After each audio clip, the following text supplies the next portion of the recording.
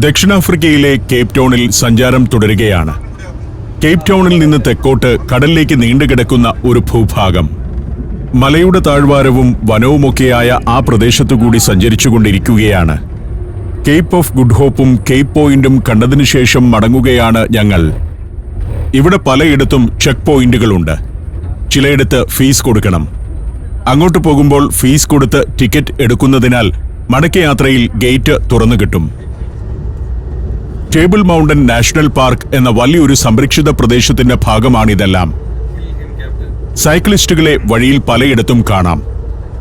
അവർക്ക് ഈ പാതകളിൽ മുൻഗണനയുണ്ട്. ബസ്സുകൾ പോലും അവരെ ശല്യപ്പെടുത്താതെ വേഗത കുറച്ച് പുറകെ ഇങ്ങനെ പോകുന്നത് കാണാം. അതിഗംഭീരമായ ശുദ്ധമായ പ്രകൃതി. ഞങ്ങളിപ്പോൾ പോകുന്നത് ഫോൾസ് ബേ എന്നറിയപ്പെടുന്ന ഉൾക്കടലിന്റെ തീരത്തുകൂടിയാണ്. കേപ്പ് ടൗണിന്റെ കിഴക്കുഭാഗമാണ് ഇവിടമെല്ലാം. ബസ് സൈമൺസ് ടൗൺ എന്ന പട്ടണത്തിലേക്ക് എത്തിയിരിക്കുന്നു. സൈമൺസ് ടൗൺ ഫോൾസ് ബേ ഉൾക്കടലിന്റെ തീരത്തുള്ള ഒരു പട്ടണമാണ്. 18-ാം നൂറ്റാണ്ടിൽ രൂപപ്പെട്ട പട്ടണം. ഡച്ചുകാരാണ് ഈ പട്ടണം സ്ഥാപിച്ചത്. പിന്നീട് 18-ാം നൂറ്റാണ്ടിന്റെ രണ്ടാം പകുതിയിൽ ബ്രിട്ടീഷുകാർ സൈമൺസ് ടൗൺ പിടിച്ചെടുത്തു. കേപ്പ് ഓഫ് ഗുഡ് ഹോപ്പ് ഉൾപ്പെടുന്ന ഭാഗം സുരക്ഷിതമാക്കുകയും കടൽ വഴി ഉണ്ടാവുന്ന ഡച്ച് ഫ്രഞ്ച് ആക്രമണം തടയുകയുമായിരുന്നു ലക്ഷ്യം. അന്ന് ബ്രിട്ടീഷുകാർ റൗണ്ട് ടവർ എന്നറിയപ്പെടുന്ന ഏതാനും പ്രതിരോധ കോട്ടകൾ സൈമൺസ് ടൗണിൽ സ്ഥാപിച്ചിരുന്നു. ഈ വലതുവശത്ത് കാണുന്നത് ഇവിടുത്തെ നേവൽ ആസ്ഥാനമാണ്. സൗത്ത് ആഫ്രിക്കൻ നേവിയുടെ കാര്യാലയങ്ങളും അനുബന്ധ കെട്ടിടങ്ങളും. 2 നൂറ്റാണ്ടായി സൗത്ത് ആഫ്രിക്കൻ നേവൽ ബേസും സൈമൺസ് ടൗണിലാണ്. പ്രധാന യുദ്ധക്കപ്പലുകളുടെ പോർട്ടും ഫ്ലീറ്റ് കമാൻഡ് ഹെഡ്ക്വാർട്ടേഴ്സുകളുമൊക്കെ ഇവിടെയുണ്ട്. സൈമൺസ് ടൗണിന് ഈ രാജ്യത്തുള്ള ഔദ്യോഗിക പ്രാധാന്യം സൗത്ത് ആഫ്രിക്കൻ നേവിയുടെ ആസ്ഥാനം എന്ന നിലയിലാണ്. ഞങ്ങൾ സൈമൺസ് ടൗണിൽ വന്നിരിക്കുന്നതിന്റെ ഒരു ഉദ്ദേശം ഭക്ഷണം കഴിക്കുക എന്നുള്ളതാണ്. യാത്ര ചെയ്ത് പല കാഴ്ചകൾ കണ്ടിവിടെ എത്തുമ്പോഴേക്കും സമയം അല്പം വൈകി. നല്ല വിശപ്പുണ്ട് എല്ലാവർക്കും. അവിടെ വണ്ടി പാർക്ക് ചെയ്തു. ഗൈഡ് മുഹമ്മദ് ഞങ്ങളെ മുന്നോട്ട് നയിക്കുകയാണ്. ഞങ്ങൾക്ക് വേണ്ടി ലഞ്ച് ഒരുക്കിയിരിക്കുന്ന റെസ്റ്റോറന്റിലേക്കാണ് പോകുന്നത്. അത് കടൽ തീരത്താണ്. ഫോൾസ് ബേ യോട്ട് ക്ലബ് തുടങ്ങിയ ചില സ്ഥാപനങ്ങളൊക്കെയുണ്ട് ഇവിടെ. കപ്പലുകൾ, ക്രൂസ് ബോട്ടുകൾ, ചെറിയ യോട്ടുകൾ, ബോട്ടുകൾ എന്നിവയൊക്കെ കിടക്കുന്ന ഒരു വലിയ പ്രദേശമാണ്. നേരെ മുന്നിൽ കാണുന്ന ബർത്താസ് എന്ന റെസ്റ്റോറന്റിലാണ് ഞങ്ങൾക്കുള്ള ലഞ്ച് ഒരുക്കിയിരിക്കുന്നത്. ബർത്താസ് ഒരു വമ്പൻ റെസ്റ്റോറന്റാണ്. നിരവധി ആളുകൾക്ക് ഒരേ സമയം ഭക്ഷണം കഴിക്കാം. തിണ്ണയിലും വരാന്തയിലും കടലിന്റെ തിട്ടയിലുമൊക്കെ ഇരുന്ന് ഭക്ഷണം കഴിക്കുന്ന നിരവധി ടൂറിസ്റ്റുകൾ. കടൽ തീരത്ത് കാറ്റുകൊണ്ട് ഭക്ഷണം കഴിച്ച് ഒരു കാപ്പിയൊക്കെ കുടിച്ചിരിക്കുക എന്നത് രസകരമാണ്. ഞങ്ങൾക്ക് വേണ്ടി ഒരു സ്പെഷ്യൽ സ്ഥലം ഒരുക്കി വെച്ചിട്ടുണ്ട്. അവിടേക്ക് ചെന്നു. ഇതാണ് ഞങ്ങൾക്കുള്ള സ്ഥലം. സംഘാംഗങ്ങൾ കടലിന്റെ കാഴ്ചകൾ കാണാവുന്ന ഒരിടത്ത് ആ തിണ്ണയിലിരുന്നു. നല്ലൊരു സ്ഥലമാണ്. ഗംഭീര ആംബിയൻസ്. ഭക്ഷണം കഴിക്കാൻ മാത്രമായി ഒരു സ്ഥലം ഒരുക്കി വെക്കുകയല്ല ഇവിടെ. രസകരമായ കാഴ്ചകൾ കണ്ടിരിക്കാവുന്ന സ്ഥലം കൂടിയാണിത്. അങ്ങകലെ യുദ്ധക്കപ്പലുകളും മറ്റും കിടക്കുന്നത് കാണാം. സൗത്ത് ആഫ്രിക്കൻ നേവിയുടെ യുദ്ധക്കപ്പലുകൾ. ഭക്ഷണം കഴിക്കാൻ വരുന്നവരെ രസിപ്പിക്കാൻ കടൽ തീരത്ത് കലാകാരന്മാരുമുണ്ട്.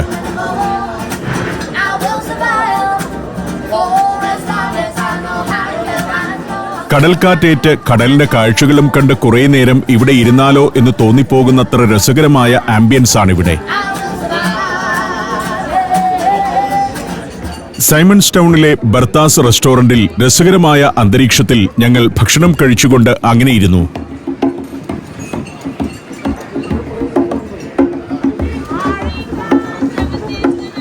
സൈലോഫോണും ഡ്രമ്മുമൊക്കെയായി 2 പേർ. ഇവിടെ ഭക്ഷണം കഴിക്കാൻ വരുന്ന ആളുകൾ ഇവർക്ക് ടിപ്സ് ഒക്കെ കൊടുക്കാറുണ്ട്. ഞങ്ങൾ ഇരിക്കുന്നത് ഒരു ഫ്ലോട്ടിംഗ് റെസ്റ്റോറന്റിലാണ്. കടലിൽ ഇങ്ങനെ പൊങ്ങിക്കിടക്കുകയാണ് ഈ ഭാഗം. വിഭവസമൃദ്ധമായ ലഞ്ചാണ്.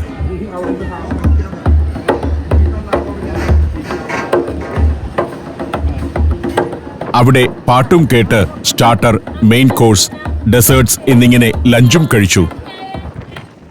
പിന്നെ കുറച്ചു നേരം വിശ്രമിച്ചു. ഇവിടെ നിൽക്കുമ്പോൾ ആഫ്രിക്കൻ കലാകാരന്മാരുടെ കരവിരുത് പലയിടത്തും കാണാം. അപാരമാണത്. പാഴ്വസ്തുക്കൾ കൊണ്ടുണ്ടാക്കിയിരിക്കുന്ന ശില്പങ്ങളാണിതൊക്കെ. വിൽക്കാൻ വെച്ചിരിക്കുന്നതാണ്. വളരെ മനോഹരമായ സാധനങ്ങളാണ്. അതൊക്കെ ഈ വഴിയോരങ്ങളിൽ നിരത്തി വെച്ചിരിക്കുന്നു. ഞങ്ങൾ അവിടെ നിന്ന് വീണ്ടും ബസ്സിൽ കയറി. സൈമൺസ് ടൗണിൽ തന്നെ വേറെയും ചില കാഴ്ചകളുണ്ട്. സെന്റ് ജോർജ് സ്ട്രീറ്റ് എന്നാണ് ഞങ്ങൾ ഈ കടന്നു പോകുന്ന തെരുവ് അറിയപ്പെടുന്നത്. ഈ സ്ട്രീറ്റിൽ ഇടതുവശത്ത് കാണുന്ന പ്രധാന കെട്ടിടങ്ങളെല്ലാം സൗത്ത് ആഫ്രിക്കൻ നേവിയുടേതാണ്. സൈമൺസ് ടൗണിന്റെ വലിയൊരു പ്രദേശം മുഴുവൻ നേവിയുടെ അധീനതയിലാണ്. ഫ്ലീറ്റ് കമാൻഡ് ഹെഡ്ക്വാർട്ടേഴ്സ് ഉൾപ്പെടെയുള്ള നിരവധി സ്ഥാപനങ്ങൾ ഇവിടെയാണ് പ്രവർത്തിക്കുന്നത്. ടൂറിസ്റ്റുകളുമായി ആഫ്രിക്കയിലൂടെ ദീർഘയാത്ര നടത്തുന്ന സഫാരി വാഹനമാണിത്. സീഫോർത്ത് ബീച്ച് എന്നാണ് ഇവിടം അറിയപ്പെടുന്നത്. അവിടെ ബസ്സിൽ നിന്നിറങ്ങി ഞങ്ങൾ നടക്കുകയാണ്. ഇനി പോകുന്നത് പെൻഗ്വിനുകളുടെ ഒരു ആവാസ കേന്ദ്രത്തിലേക്കാണ്. ഇതാണ് സീഫോർത്ത് ബീച്ച്. അവിടെ കുറെ ആളുകൾ കളിക്കാനിറങ്ങിയിട്ടുണ്ട്. ഞങ്ങൾ അവിടെ ഇറങ്ങുന്നില്ല. ഞങ്ങൾ പോകുന്നത് വേറൊരു ബീച്ചിലേക്കാണ്, ബോൾഡേഴ്സ് ബീച്ചിലേക്ക്. ഇതെല്ലാം നേവിയുടെ സ്ഥലങ്ങളാണ്. നേവിയുടെ സ്ഥാപനങ്ങളൊക്കെയാണ് അപ്പുറം കാണുന്നതൊക്കെ. നടന്ന് ഞങ്ങൾ ബോൾഡേഴ്സ് ബീച്ചിന്റെ സമീപത്തേക്കെത്തി. കുറച്ചു ദൂരം നടക്കണം. ഇതാണ് ബോൾഡേഴ്സ് ബീച്ചിലെ പെൻഗ്വിൻ കോളനിയിലേക്കുള്ള എൻട്രൻസ്.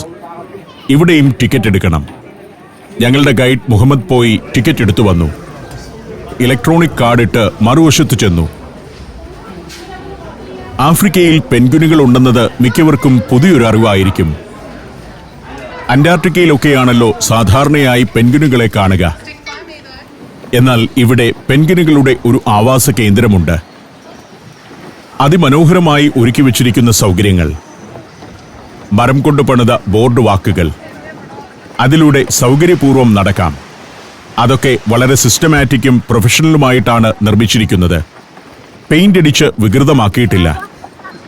നമ്മുടെ കേരളത്തിലെ ബീച്ച് ഏരിയകളിൽ നടപ്പാതകൾ എങ്ങനെ സംരക്ഷിക്കണമെന്ന് ഇവിടെ നിന്നെല്ലാം കണ്ടുപഠിക്കാം. വേസ്റ്റ് ഇല്ലാതെ, പ്രകൃതിക്ക് ഒരു കോട്ടവും വരുത്താതെ, സസ്യജാലങ്ങളെ ഉപദ്രവിക്കാതെ നേച്ചറിനോട് ചേർന്നാണ് ഇവരൊക്കെ എല്ലാം ചെയ്യുന്നത്. സൗകര്യങ്ങൾ കൊണ്ടുവരുമ്പോൾ പ്രകൃതിയുടെ സൗന്ദര്യം ഒന്നുകൂടി കൂടുന്നു, കലാപൂർണതയുള്ളതാക്കുന്നു. മരമല്ലാതെ ഇരുമ്പുകൊണ്ടും കോൺക്രീറ്റ് കൊണ്ടും ഒക്കെ ആയിരിക്കും നമ്മളാണെങ്കിൽ ഇത് പണിയുക. മറ്റൊരു കാര്യം കലാബോധമാണ്. ഇതൊക്കെ ഡിസൈൻ ചെയ്യുന്നത് ലോക നിലവാരമുള്ള ആർക്കിടെക്റ്റുകളായിരിക്കും. അവരാണ് ഇതൊക്കെ നാച്ചുറൽ ഫീൽ നൽകും വിധം ഒരുക്കുന്നത്. മലഞ്ചെരുവും അതിന്റെ താഴ്വാരത്തെ വനവും അതിന്റെ ഇങ്ങേയറ്റത്ത് കടൽ തീരവും. സൗത്ത് ആഫ്രിക്ക സഞ്ചാരികൾക്ക് വ്യത്യസ്തമായൊരു അനുഭവമാണ് തരുന്നത്. Penguin will bite, please do not touch, feed or disturb എന്ന് ഇവിടെ എഴുതി വെച്ചിട്ടുണ്ട്. പെൻഗ്വിനുകൾ കൊത്തും, തൊടരുത്. നിർദ്ദേശം പാലിച്ചില്ലെങ്കിൽ 500 റാൻഡാണ് ഫൈൻ. 500 റാൻഡ് എന്നാൽ നമ്മുടെ 2500 രൂപ വരും. ഇവിടെ ഇതാ വലിയ പാറകളിൽ കുറെ വിദ്വാൻമാർ അങ്ങനെ വിശ്രമിക്കുകയാണ്. നല്ല ഉച്ചനേരമാണെങ്കിലും പ്രശ്നമില്ല. തണുത്ത കാറ്റും തണുത്ത വെള്ളവുമാണ്. ചൂട് തോന്നുമ്പോൾ ഇവർ ഇടയ്ക്ക് വെള്ളത്തിലേക്ക് ഇറങ്ങും. 2 നൂറ്റാണ്ടിലധികമായി ഇവിടം ഒരു പെൻഗ്വിൻ കോളനിയാണ്. ആഫ്രിക്കൻ പെൻഗ്വിനുകളാണിവ. Black foot penguin, jackass penguin എന്നൊക്കെ അറിയപ്പെടുന്നതും ഇവർ തന്നെ. ആഫ്രിക്കൻ ഭൂഖണ്ഡത്തിന്റെ തെക്കുപടിഞ്ഞാറൻ തീരമാണ് ഇവരുടെ ആവാസ കേന്ദ്രം. ലോകത്തുള്ള ആഫ്രിക്കൻ പെൻഗ്വിൻ കോളനികളിൽ പ്രധാനപ്പെട്ട ഒന്നാണ് ഇവിടെയുള്ളത്. അന്റാർട്ടിക്കയിലും മറ്റുമുള്ള പെൻഗ്വിനുകളോളം വലിപ്പമുള്ളവയല്ല ഇവ. ഗാലപ്പാഗോസ് പെൻഗ്വിനുകളുടെ ബന്ധുക്കളാണ് ഇവയെന്നാണ് ഗവേഷകർ പറയുന്നത്. 65 സെന്റിമീറ്റർ വരെയാണ് ഇവരുടെ പരമാവധി ഉയരം. കടലിൽ നീന്തുന്നു ചിലർ നീന്തി കയറി വരുന്നു. ഇവരെ കണ്ടു നിൽക്കാൻ രസമാണ്. ഇവിടെ ഞങ്ങൾ മാത്രമല്ല, 100 കണക്കിന് ആളുകൾ വേറെയുമുണ്ട്. ടൂറിസ്റ്റുകൾ അങ്ങനെ വന്നുകൊണ്ടിരിക്കുന്നു. സുന്ദരമായ ബോൾഡേഴ്സ് ബീച്ച്. ആളുകൾക്ക് ഇവയെ സൗകര്യപ്രദമായി കാണാനും അവരെ തൊടാതെ അകലം പാലിക്കാനും പറ്റുന്ന രീതിയിലാണ് പ്ലാറ്റ്ഫോമുകൾ പണിതിരിക്കുന്നത്. കാഴ്ചയിൽ സാമാന്യം വലിപ്പമുണ്ടെങ്കിലും ഇവരുടെ പരമാവധി ഭാരം 3 കിലോഗ്രാം മാത്രമാണ്. 20 വർഷം വരെയാണ് ആയുസ്. പെൻഗ്വിനുകളിലെ VIP-കളാണ് ആഫ്രിക്കൻ പെൻഗ്വിനുകൾ. ഇവയെ സംരക്ഷിക്കാൻ ഇപ്പോൾ പലവിധ പദ്ധതികൾ നിലവിലുണ്ടെന്നതാണ് കാരണം. നമീബിയയ്ക്കും ദക്ഷിണാഫ്രിക്കയിലെ പോർട്ട് എലിസബത്തിനും ഇടയിലുള്ള 24 സ്ഥലങ്ങളിൽ മാത്രമേ ആഫ്രിക്കൻ പെൻഗ്വിനുകളുള്ളൂ. കൊടും തണുപ്പ് ആവശ്യമില്ല എന്നതാണ് ഇവരുടെ ഒരു പ്രത്യേകത. മിതശീതോഷ്ണ കാലാവസ്ഥയിലും ആഫ്രിക്കൻ പെൻഗ്വിനുകൾക്ക് ജീവിക്കാനാവും. അതിനാൽ ലോകത്തിന്റെ പല ഭാഗത്തും മൃഗശാലകളിൽ പെൻഗ്വിൻ വിഭാഗത്തിൽ പ്രദർശിപ്പിക്കുന്നവ അധികവും ആഫ്രിക്കൻ പെൻഗ്വിനുകളാണ്. ചെറിയ മത്സ്യങ്ങൾ, ഞണ്ട്, കണവ എന്നിവയൊക്കെയാണ് ഇവരുടെ പ്രധാന ഭക്ഷണം. ദിവസം 1 കിലോ ഭക്ഷണമെങ്കിലും അകത്താക്കുന്നുണ്ട്. വിശക്കുമ്പോൾ നേരെ കടലിലേക്കിറങ്ങും. അവിടെ നിന്ന് ആവശ്യത്തിന് ഭക്ഷണം അകത്താക്കി കരയിലേക്ക് കയറി വരികയും ചെയ്യും. വലിയൊരു പ്രത്യേകത ഇവർ ഒരിണയെ മാത്രമേ സ്വീകരിക്കൂ എന്നതാണ്. സൗത്ത് ആഫ്രിക്കയിൽ മാർച്ച് മുതൽ മെയ് വരെയാണ് ഇവരുടെ പ്രജനന കാലം. ഉണങ്ങിയ പെൻഗ്വിൻ കാഷ്ടം തടുത്തുകൂട്ടി മണലിലുണ്ടാക്കുന്ന കൂട്ടിലാണ് ഇവർ മുട്ടയിടുക. ഒരു സീസണിൽ പരമാവധി 2 മുട്ടയിടും. ചിലപ്പോൾ ഒന്നുമാകാം. ആണും പെണ്ണും മാറി മാറി അടയിരിക്കും. 40 ദിവസം കൊണ്ടാണ് മുട്ട വിരിയുന്നത്. തുടർന്നുള്ള 1 മാസം അമ്മയും അച്ഛനും ചേർന്ന് കുഞ്ഞുങ്ങളെ സംരക്ഷിക്കും. 1 മാസം പ്രായമായാൽ കുഞ്ഞുങ്ങൾ അവരെ വിട്ട് സമപ്രായക്കാരുടെ ഒരു കൂട്ടം രൂപീകരിക്കും. പിന്നെ അവർ ഒരുമിച്ചാവും ജീവിതം. ആ കൂട്ടത്തിൽ നിന്നാണ് പുതിയ ഇണകൾ രൂപപ്പെടുക. ഇങ്ങനെ കൗതുകകരമായ ഒട്ടേറെ വിശേഷങ്ങളുണ്ട് ആഫ്രിക്കൻ പെൻഗ്വിനുകൾക്ക്. നൂറ്റാണ്ടുകളായി ഈ പാറകളിൽ പെൻഗ്വിനുകൾ ഉണ്ടായിരുന്നെങ്കിലും യൂറോപ്യരുടെ വരവ് അവയ്ക്ക് ഭീഷണിയായിരുന്നു. വേട്ടയാടൽ തന്നെ പ്രശ്നം. അങ്ങനെ ഒരു ഘട്ടത്തിൽ ഇവിടെ നിന്നും ഇറങ്ങിപ്പോയ പെൻഗ്വിനുകൾ പിന്നീട് 1980-കളിലാണ് തിരികെ വന്നു തുടങ്ങിയത്. അപ്പോഴേക്കും ഇവിടം ഒരു സംരക്ഷിത പ്രദേശമാക്കി ആഫ്രിക്കൻ പെൻഗ്വിനുകളുടെ സ്വൈര്യ ജീവിതത്തിനുള്ളതെല്ലാം ഒരുക്കി.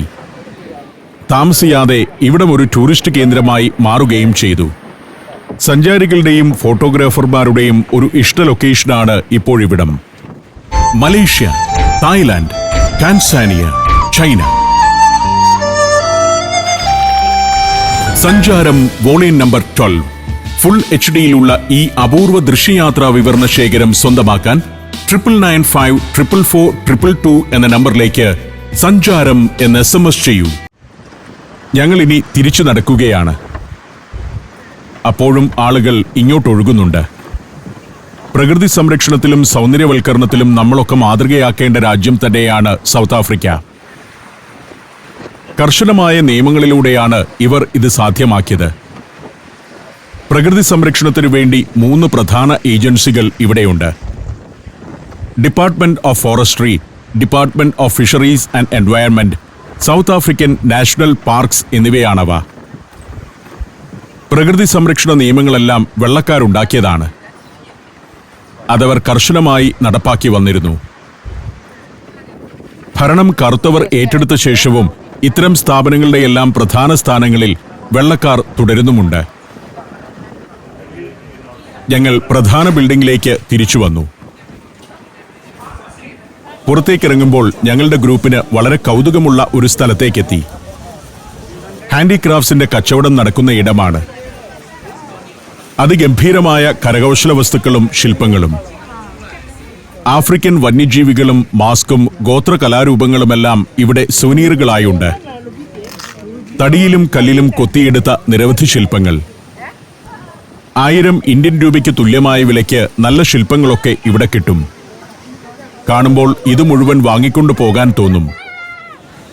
പല മാസ്കുകൾക്കും 1000-ഉം 2000-ഉം ഇന്ത്യൻ രൂപയൊക്കെയുള്ളൂ. പക്ഷേ ചുമന്നുകൊണ്ടു പോകണം. കല്ലുകൊണ്ടും മരം കൊണ്ടുമൊക്കെ ഉള്ളതാണല്ലോ. ഒട്ടകപ്പക്ഷിയുടെ മുട്ടത്തോടുകൊണ്ടുള്ളതുമുണ്ട്. ഒരു 50,000 രൂപയുമായി ഇവിടെ വന്നാൽ ഒരു വീടിനെ അലങ്കരിക്കാനുള്ള സർവ്വസാധനങ്ങളും കിട്ടും. പിന്നെ ഇത് ചുമന്നുകൊണ്ട് നാട്ടിലേക്ക് വരിക എന്നുള്ളത് മാത്രമാണ് ഒരു പണി. പലതരം ഗോത്ര മാസ്കുകൾ, മൃഗങ്ങളുടെ മുഖമുള്ള മാസ്കുകൾ, കല്ലിൽ കൊത്തിയെടുത്ത ശില്പങ്ങളാണിത്.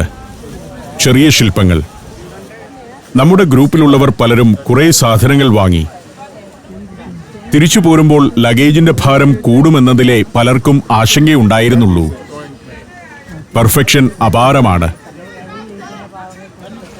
ഈ ആഫ്രിക്കൻ മനുഷ്യരിൽ വലിയൊരു ശതമാനവും കലാകാരന്മാരാണ്. അവർ ശാസ്ത്രജ്ഞരോ കമ്പ്യൂട്ടർ വിദഗ്ധരോ ഒന്നുമായിരിക്കില്ല. പക്ഷേ അവരിൽ വലിയൊരു ശതമാനവും സംഗീതം, ശില്പകല, ചിത്രകല, നൃത്തം, കായിക വിനോദങ്ങൾ എന്നിവയിലൊക്കെ മിടുക്കന്മാരാണ്. IT-യിലും പലവിധ ടെക്നോളജികളിലും മറ്റു ചില മേഖലകളിലുമൊക്കെയാണ് പാശ്ചാത്യരും നമ്മൾ ഇന്ത്യക്കാരുമൊക്കെ വിദഗ്ധർ. ലോകത്തിലെ ഏറ്റവും മികച്ച കലാകാരന്മാരും ശില്പികളും സംഗീതജ്ഞരും സംഗീത ഉപകരണങ്ങൾ കൈകാര്യം ചെയ്യുന്നവരുമൊക്കെ ആഫ്രിക്കൻ വംശജരാണെന്നാണ് എൻ്റെ അഭിപ്രായം. കുറച്ചേറെ നേരം ഷോപ്പിംഗ് നടത്തി. ഞങ്ങൾ ഇനി സൈമൺസ് ടൗണിൽ നിന്നും മടങ്ങുകയാണ്. 1806 ബ്രിട്ടീഷുകാർ സൈമൺസ് ടൗൺ പിടിച്ചെടുത്ത് തങ്ങളുടെ നേവൽ ബേസ് ആക്കുന്നത്. തുടർന്ന് അവർ ഈ പട്ടണത്തെയും വികസിപ്പിച്ചു. തനി ബ്രിട്ടീഷ് ശൈലിയിലാണ് കെട്ടിടങ്ങൾ പോലും പണിതിരിക്കുന്നത്. നൂറ്റാണ്ടുകൾക്ക് മുൻപ് ബ്രിട്ടനിലെ ഏതെങ്കിലും ഒരു പട്ടണം എങ്ങനെയായിരുന്നോ അതുപോലെ തന്നെയാണ് ഇവിടം കാണുമ്പോൾ തോന്നുക. തെരുവുകൾ പോലും ഇപ്പോഴും അങ്ങനെയാണ്. വർണ്ണവിവേചനം അവസാനിച്ച ശേഷം കുറേയേറെ വെള്ളക്കാർ ഇവിടം വിട്ട് മറ്റു രാജ്യങ്ങളിലേക്ക് പോയിരുന്നു. ശേഷിക്കുന്നവർ പ്രാമാണ്യത്വത്തോടെ തന്നെ ഇവിടെ തുടരുകയും ചെയ്യുന്നു. ഇവിടെ ഒരു റെയിൽവേ സ്റ്റേഷനുണ്ട്. വലതുവശത്താണത്. സൈമൺസ് ടൗൺ ഒക്കെ കേപ്പ് ടൗണിന്റെ സബർബൻ ഏരിയകൾ തന്നെയാണ്. അങ്ങോട്ടുള്ള കണക്ടിവിറ്റിക്ക് ഇവിടെ മെട്രോ ട്രെയിനുമുണ്ട്. സൈമൺസ് ടൗണിന്റെ ജനവാസ ഇടങ്ങളാണ് ആ മലഞ്ചെരിവുകളിലൊക്കെ കാണുന്നത്. അവിടെ വെള്ളക്കാരും ഈ നാട്ടുകാരായ കറുമ്പന്മാരുമൊക്കെയുണ്ട്. ഞങ്ങൾ ഇനി കേപ്പ് ടൗണിലേക്ക് മടങ്ങുകയാണ്. സൗത്ത് ആഫ്രിക്കയുടെ ഭരണം വെള്ളക്കാരിൽ നിന്നും കറുത്തവരിലേക്ക് മാറിയെങ്കിലും കറുത്തവരുടെ അടിസ്ഥാന പ്രശ്നങ്ങൾ ഇപ്പോഴും ഇവിടെ പരിഹരിക്കപ്പെടാതെ തുടരുന്നുണ്ട്. ദാരിദ്ര്യം, അസമത്വം എന്നിവയെല്ലാം ഇന്നും നിലനിൽക്കുന്നു. വർണ്ണവിവേചനം അവസാനിച്ചെങ്കിലും അത് അദൃശ്യമായി ഇവിടെ ഇപ്പോഴും നിലനിൽക്കുന്നു. സമ്പത്ത് വെള്ളക്കാരുടെ കൈകളിലാണ്. വ്യവസായങ്ങളും വൻകിട സംരംഭങ്ങളും തോട്ടങ്ങളുമൊക്കെ കൂടുതലും അവരുടേത് തന്നെ. അവിടങ്ങളിൽ ജോലിക്കാരാണ് കറുത്തവർ. ഞങ്ങൾ കേപ്പ് ടൗൺ പട്ടണത്തിലേക്ക് മടങ്ങിയെത്തി. പക്ഷേ ഒരു പ്രശ്നമുണ്ട്.